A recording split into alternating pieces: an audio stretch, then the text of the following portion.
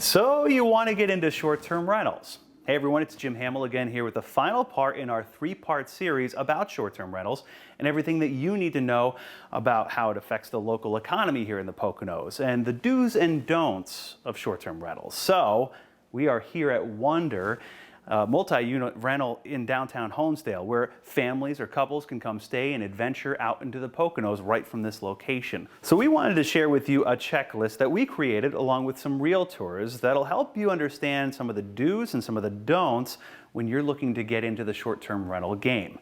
We talked to some of the pros, and here's what they had to say. Welcome to my cabin.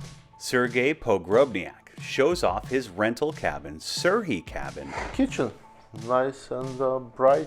At Arrowhead Lake, a private community in Monroe County. Sergey knows a thing or two about handling short-term rentals, all from first-hand experience. Over the last year it was pretty busy and a lot of work actually. A lot of people staying. There are indeed a lot of people staying at a growing number of rentals in the Poconos region. Hundreds more owners now choosing to rent on platforms like Airbnb and Vrbo, and Sergey cautions it's not as simple as it may seem.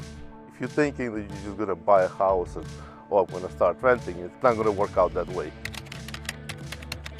Do your research. That's the big tip from the pros like Sergey. And that leads us to the following list of things you need to know if you're going to run a short-term rental. Number 1, know your zoning. Zoning is the very first thing. Are you zoned correctly? And you might be zoned correctly last week, but you're not zoned correctly this week.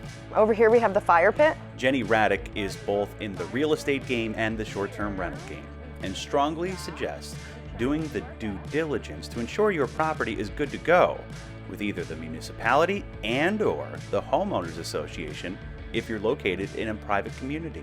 Maybe you should call the municipality in which this house resides just to see, baseline, is it zoned correctly? Once you know if you're allowed to have a short-term rental and the rules and regulations involved, checklist item number 2, know your neighbors. We have to think about garbage, we have to think about noise, we have to think about even the guests going for a walk around with their dogs. I mean, are their dogs friendly? There's just a lot that goes into keeping our neighbors happy. Over at Arrowhead Lake, Sergey chose to have a smaller house so he can control how many people stay at one time. You shouldn't just buy a huge house and pack it with people, because that definitely you're asking for disaster. Number 3, know your own abilities. And number 4, know your finances. Both are critical to making sure your short-term rental is sustainable. You have to think about the linen turnovers. You have to think about who's going to be cleaning it, who's going to be doing the major maintenance of it, cleaning out the gutters, raking, lawn mowing, all of these things. You have your hands full with your own home, and here's a whole nother home. So you have to figure out, are you going to be doing this? Are you going to be paying someone to do this? How much does that cut into the bottom line that you need to bring home? Next, number 5, assemble a village. This means making sure you have legal representation, marketing, and all the other pieces of the puzzle that will make operating a short-term rental run smoothly. Realtors, your lawyer. I mean, absolutely, legal counsel is key. Finally, number 6, know your takeaway. After you spend money on keeping the rental running, what's left over? And don't forget that income gets taxed. Both Raddick and Pogrebniak are happy they've gone down the road of renting to short-term renters, and also glad they've done it by the book. Yeah. You can too. Just head to PoconoRealtors.com. There you can find more videos and resources for all your short-term rental needs. Jim Hamill for the Pocono Television Network.